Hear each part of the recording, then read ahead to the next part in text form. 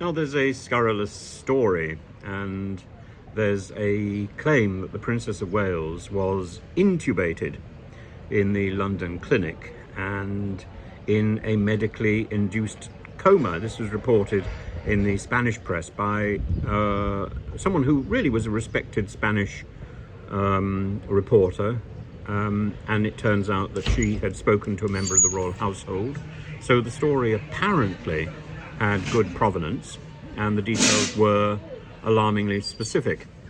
She was, it claimed, in great danger after the operation, and the aide from the royal household had briefed the Spanish reporter in what was described as a completely off-the-record manner.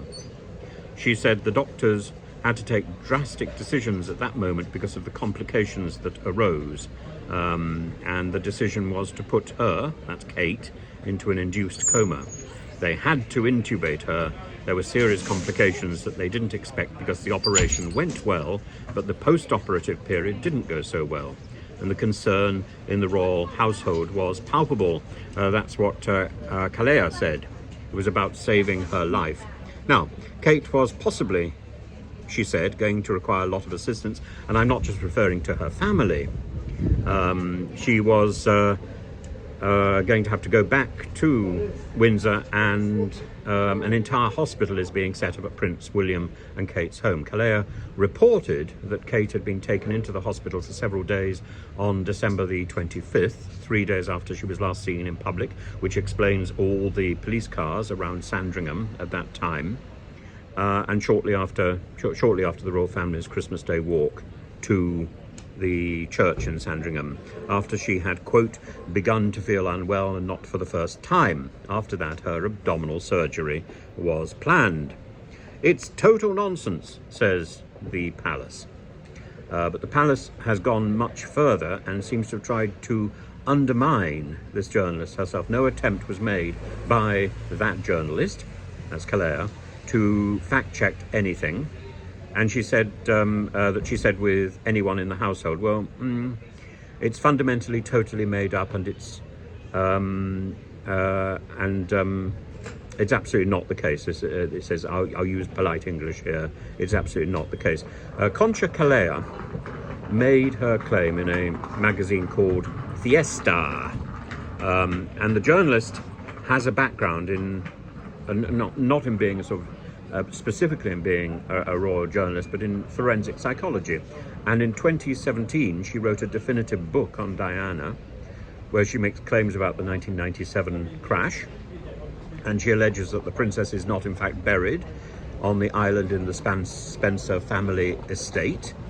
And she says that a lot of her book was sourced from Mohammed Al-Fayed, so I suppose that's a very reliable source, and from speaking to a number of British spies, another very reliable, if anonymous, source. She says, when there is a great interest created, the first thing that dies is the truth, because the official truth, the one that reaches us, is something else entirely. Absolutely, and I'm sure she's made absolutely certain that the truth is buried somewhere.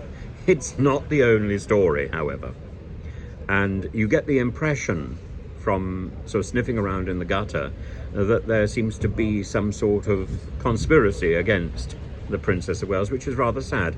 There's a rather unattractive line in the spy series Citadel, and there's another Princess of Wales story going around about the live-action version of The Little Mermaid. Now, I started watching The Little Mermaid on the night that my cat Bay was dying, and frankly, I've little interest in continuing to watch it.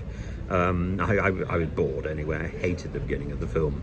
So, the Little Mermaid, when she loses her voice in the live-action film, apparently Prince Eric asks her if she is, what is her name? Is it Diana or Catherine? And she responds to the Catherine suggestion with a look of disgust. Oh, definitely not Catherine, he says. And one critic has noted that Disney would be disingenuous to imply that those names were merely coincidental. How interesting. Particularly when in the Oprah Winfrey interview, the Duchess of Sussex had said that she identified with Ariel. You remember the point. Oh my God, she falls in love with the prince, and because of that she loses her voice.